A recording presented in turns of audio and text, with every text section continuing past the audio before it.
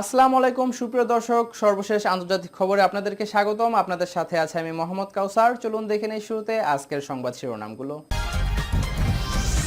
ইসরায়েলকে হুঁশিয়ারি France, Germany. যুক্তরাষ্ট্রের জন্য বড় হুমকি চীন, বলছে এফবিআই।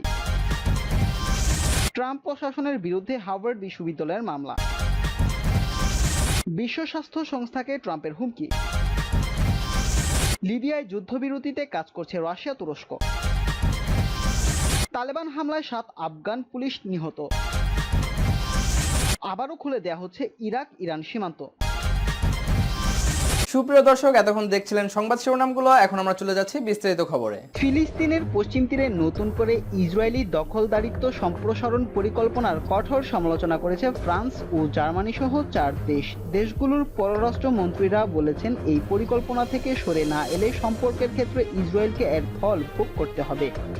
বুধবার এক প্রতিবেদনে এই খবর জানিয়েছে কাতার ভিত্তিক সংবাদ মাধ্যম আল জাজিরা। আগামী 1 জুলাই থেকে ফিলিস্তিনি ভূখণ্ড দখল করে পশ্চিম তীরে ইহুদি বসতি স্থাপনের পরিকল্পনা করছে ইসরায়েল। একই সঙ্গে কৌশলগতভাবে গুরুত্বপূর্ণ ফিলিস্তিনের জর্ডান ভ্যালিও দখলের চক্রান্তে মেতেছে দেশটি।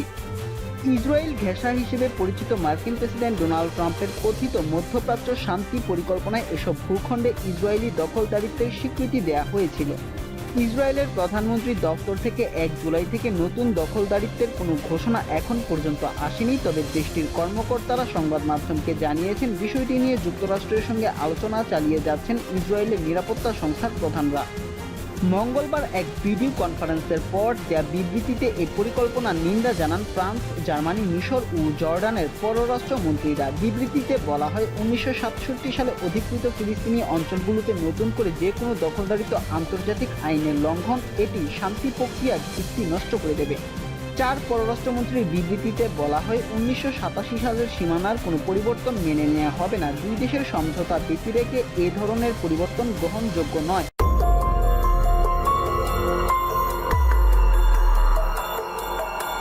যুক্তরাষ্ট্রের জন্য সবচেয়ে বড় হুমকি চীন। দেশটির গুপ্তচর বৃত্তি ও চৌর্যবৃত্তির নিকট ভবিষ্যতে যুক্তরাষ্ট্রের জন্য দীর্ঘমেয়াদে বড় হুমকি হয়ে উঠবে, এমনটাই মন্তব্য করেছেন যুক্তরাষ্ট্রের কেন্দ্রীয় তদন্ত সংস্থা এফবিআই এর পরিচালক ক্রিস্টোফার রে। মঙ্গলবার ওয়াশিংটনে এক অনুষ্ঠানে দেয়া ভাষণে এমন মন্তব্য করেন তিনি। এক প্রতিবেদনে এই খবর জানিয়েছে যুক্তরাজ্য ভিত্তিক সংবাদ মাধ্যম বিবিসি। ক্রিস্টোফার রে বলেন, দুনিয়ার একমাত্র পরাশক্তি হওয়ার জন্য চীন উঠে পড়ে লেগেছে। যে কোনো উপায়ে তারা এটা অর্জন করতে চায়। ক্রিস্টোফার রে বলেন, রাজনৈতিক, অর্থনৈতিক বিষয়াদি দরকারি ডাটা সব বিষয়ে চৌর্যবৃত্তি করছে বেইজিং। যুক্তরাষ্ট্রের রাজনীতিতে প্রভাব বিস্তার করে তারা ঘুষ ও ব্ল্যাকমেইলের আশ্রয় নিচ্ছে। তারা যুক্তরাষ্ট্রের করোনা ভাইরাস সম্পর্কিত গবেষণার তথ্য পাওয়ারও চেষ্টা করছে। চীনা গুপ্তচর বৃত্তির পাল্টা হিসেবে যুক্তরাষ্ট্র এখন দেশটির ব্যাপারে ব্যাপক গোয়েন্দা তৎপরতা চালিয়ে যাচ্ছে বলে জানান সিআইএ প্রধান। তিনি বলেন, যুক্তরাষ্ট্রের প্রায় 5,000 পাল্টা গোয়েন্দা অনুসন্ধানের প্রায় অর্ধেকই চীনা সম্পর্কিত। সিআইএ প্রধান বলেন, চীনের মানবাধিকার লঙ্ঘনের ঘটনা জানতে আমরা দেশটির সরকারের রাজনৈতিক প্রতিদ্বন্দ্বী, ভিন্ন মতাবলম্বী ও সমালোচকদের সঙ্গে কথা বলছি। ভিন্ন মতের প্রবাসীদের তারা দেশে ফিরতে বাধ্য করতে চায় এবং এজন্য তারা যেসব কৌশলের আশ্রয় নেয় সেটা রীতিমতো বিস্ময়কর।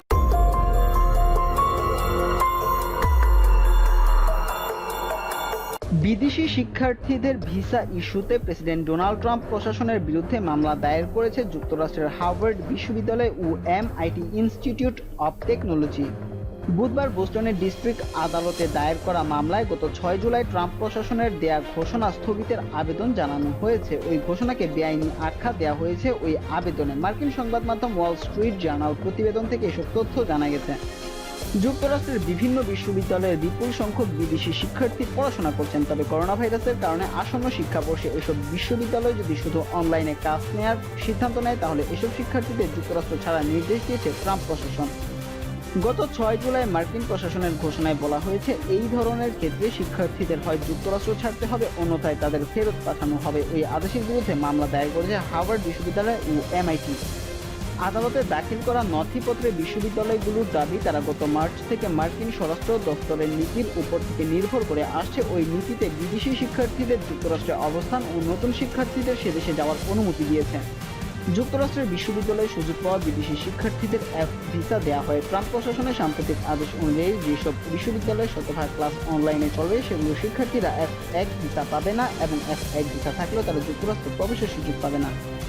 অনেকেই মনে করেন বিশ্ববিদ্যালয়গুলো পুনরায় খুলে দিতে চাপ প্রয়োগের অংশ হিসেবে নতুন আদেশ জারি করেছে ট্রাম্প প্রশাসন। করোনা ভাইরাসের বিস্তার রোধে বর্তমানে যুক্তরাষ্ট্রের বেশিরভাগ বিশ্ববিদ্যালয় অনলাইনে ক্লাস চালু করেছে।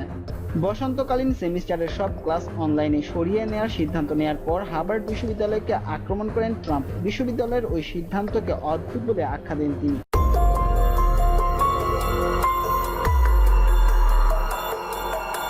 এবার সরকারিভাবে বিশ্ব স্বাস্থ্য সংস্থার সঙ্গে সব সম্পর্ক ছিন্ন করার প্রক্রিয়া শুরু করেছেন মার্কিন প্রেসিডেন্ট ডোনাল্ড ট্রাম্প। মঙ্গলবার মার্কিন কংগ্রেসে একটি বিজ্ঞপ্তি দিয়ে এই সিদ্ধান্তের কথা জানানো হয়েছে।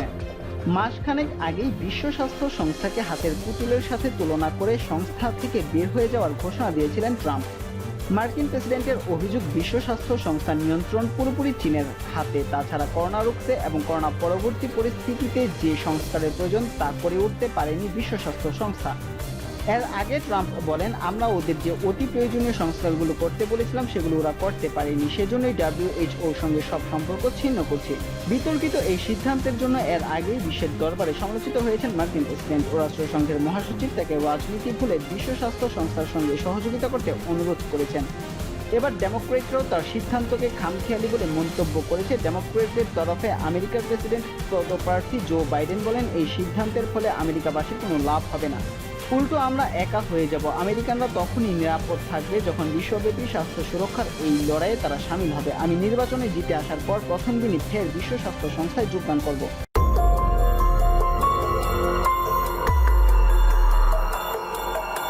অবিলম্বে লিবিয়ায় সংঘাত থামাতে যুদ্ধবিরতি চুক্তিতে যৌথভাবে কাজ করছে রাশিয়া ও তুরস্ক। রাশিয়ার পররাষ্ট্রমন্ত্রী সের্গেই ল্যাভরভ বুধবার ইন্টারফ্যাক্স বার্তা সংস্থাটির বরাতে এই বিষয়টি জানিয়েছেন। পররাষ্ট্রমন্ত্রী ল্যাভরভ বলেছেন, রাশিয়ার সমর্থিত লিবিয়ান ন্যাশনাল আর্মি LNA যুদ্ধবিরতি দলিল স্বাক্ষর করতে প্রস্তুত। আশা করা যাচ্ছে তুরস্ক দেশটির আন্তর্জাতিকভাবে স্বীকৃত গভর্নমেন্ট ন্যাশনাল অ্যাকর্ডকে চুক্তির জন্য রাজি করাবে।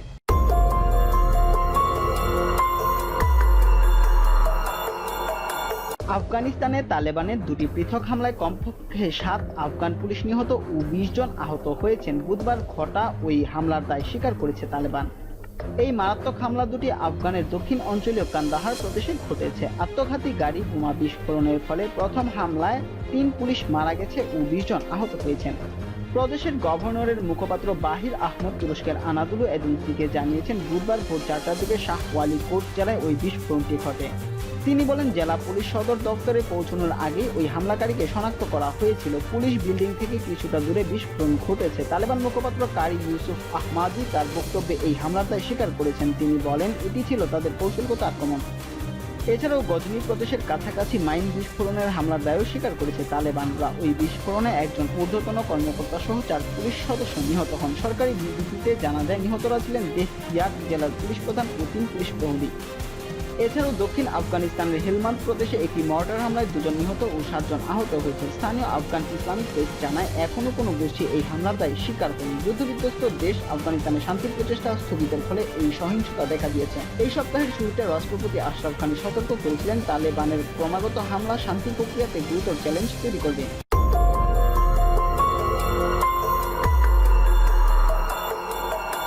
করোনা ভাইরাস মহামারীতে 3 মাসেরও বেশি সময় ধরে বন্ধ থাকা সীমান্ত খুলে দিয়েছে ইরাক। ইরানের সঙ্গে যৌথ দক্ষিণ শালমর্চের সীমান্ত মঙ্গলবার আংশিকভাবে পুনরায় খোলা হয়েছে। ইরাকের একজন কর্মকর্তা জানিয়েছেন, এই ক্রসটি কেবলমাত্র খাদ্য সামগ্রীর জন্য উন্মুক্ত করা হয়েছে। প্রতি সপ্তাহে ইরান থেকে প্রায় 500 ট্রাক খাদ্য সামগ্রী নিয়ে ইরাকে প্রবেশ করতে পারবে। এখন থেকে প্রতি বুধবার ও রোববার সীমান্ত খোলা হবে। ইরাক করোনার বিস্তার রোধে মার্চ থেকে আন্তর্জাতিক ও প্রাদেশিক সীমানা বন্ধ করে দেয়। খাদ্য ও নিত্য প্রয়োজনীয় পণ্য সরবরাহ ব্যতীত ইরানের সাথে ইরাকের দীর্ঘ সীমান্ত রয়েছে। মধ্যপ্রাচ্যে ইরান এখনও করোনার কেন্দ্রবিন্দু। তবে ইরাকেও করোনা বিস্তার লাভ করেছে। ইরাকে প্রতিদিন প্রায় 2000 নতুন করোনা রোগী শনাক্ত হচ্ছে। ইরাকের স্বাস্থ্য মন্ত্রণালয়ের তথ্য অনুযায়ী দেশটিতে কোভিড-19 এখন পর্যন্ত 2500-এরও বেশি লোক মারা গেছে। ইরান হলো ইরাকের অন্যতম বৃহত্তম বাণিজ্য অংশীদার। সীমান্ত বন্ধে উভয় দেশের অর্থনীতি সংকটে রয়েছে। ইরান অনবরত মার্কিন নিষেধাজ্ঞায় ক্ষতিগ্রস্ত। এদিকে ইরাকে তেলের দাম কম থাকায় দেশটির সব রাজ্যের আয়ের প্রধান অংশ কমে গেছে।